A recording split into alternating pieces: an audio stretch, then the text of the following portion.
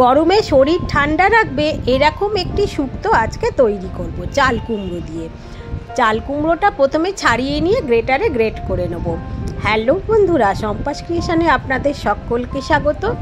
আজকে তৈরি করব চাল কুমড়ো দিয়ে দুধ শুক্তো, যেটা অত্যন্ত সুস্বাদু খেতে।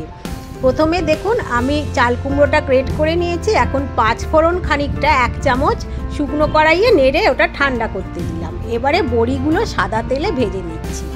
এখানে আমি এটা সাদা তেলে তৈরি করছি, আপনারা চাইলে এটা সর্ষের তেলেও করতে পারেন। তো বড়িটা ভাজা হয়ে গিয়েছে, বড়ি তুলে নিয়ে 5 ফোড়ন, শুকনো লঙ্কা, তেজপাতা ফোড়নে দিয়ে দিলাম। ফোড়নটা একটু হয়ে গেলে চাল কুমড়োটা এতে দিয়ে দেবো। আমি এখানে এটা গ্রেটারে গ্রেট করেছি, আপনারা সরু সরু করে কেটেও দিতে পারেন আলু ভাজার মতো। একটু পরিমাণ মতো নুন দিয়েছি, দিয়ে চাল কুমড়োটাকে প্রথমে ভালো করে একটু নেড়ে নেব। এখন গ্যাসের ফ্লেমটা কিন্তু হাইতেই রেখেছি। তো এটা ভালো করে একটু নেড়ে নেবো। নাড়তে নাড়তেই দেখবেন চাল কুমড়ো থেকে একটা জল বেরোচ্ছে। চাল কুমড়ো খুবই জল বেরোয় লাউয়ের মতো। এখন এটা ভালো করে একটু নেড়ে নেবো। আদা বাটা দিয়ে দিচ্ছি 1 চামচ। আদা বাটা দিয়ে এটা আবারও খুব ভালো করে এটা একটু নেড়ে চেড়ে নেবো, মানে আদা বাটাটা মিশিয়ে দেবো। দেখুন এবার জল বেরোতে শুরু করে দিয়েছে।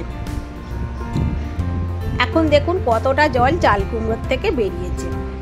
তো এখন আমি এটা এবারে গ্যাসের ফ্লেমটা লো করে দিয়ে এটা ঢাকা দিয়ে রেখে দেবো কিছুক্ষণ। এখন আমি সর্ষে বেটে নেবো। একটু কালো আর সাদা সর্ষে বাটছি, আপনারা ইচ্ছে করলে সাদা নয় কালো যে কোনো একটাও দিতে পারবেন। তো আমার এখানে সাদা আর কালো সর্ষে একসঙ্গে আমি এটা একটু বেটে নিচ্ছি। এবারে কিছুক্ষণ পর ঢাকাটা খুলে নেব, নিয়ে এতে আমি দিয়ে দেবো দুধ।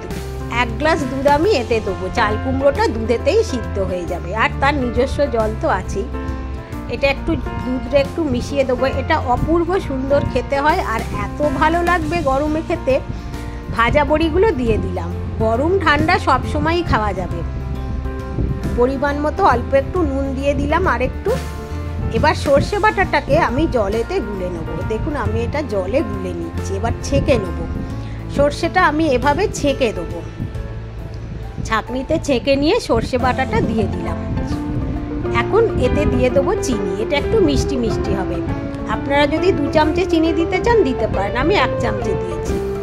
এবারে আর একটা কড়াইতে সাদা তেলে একটু নিম পাতা ভেজে নিতে হবে। নিম পাতাটা খুব ভালো করে ভেজে নেব। নিম পাতাটা আমি এখন খুব ভালো করে ভেজে নিচ্ছি। তো নিম পাতাটা এবার খানিকটা আমি এতে মিশিয়ে দিলাম। একদম সমস্ত যে বেশি করে নিম পাতা ভেজে কিন্তু দেবেন না, তাহলে এটা তেঁতো হয়ে যাবে, খাওয়া যাবে না। এটা আমি অল্প একটু টেস্ট করে দেখলাম, একটু কম হয়েছে বলে আরেকটু নিম পাতা দিলাম। মানে একটু দেখবেন, নিম পাতা তো খুব তেঁতো হয়। এখন একটু মৌরি গুঁড়ো করে দিয়ে দিলাম। 1 চামচে মৌরি গুঁড়ো করেছি, এতে দিয়ে দিয়েছি মৌরি গুঁড়োটা। মৌরি গুঁড়োটা দিয়ে এটা তৈরি করে দেখবেন, এটা অপূর্ব সুন্দর খেতে হবে। 1 চামচ ভালো ঘি দিয়ে দিলাম। ব্যাস, এবারে এতে আর একটা উপকরণই দেওয়ার আছে, 5 ফোড়ন। যেটা আমি প্রথমে ভেজে রেখেছিলাম সেটা ঠান্ডা করে গুঁড়িয়ে নিয়েছি, সেই 5 ফোড়নের গুঁড়োটা এতে দিয়ে দিলাম। এটা কিন্তু অবশ্যই দিতে হবে।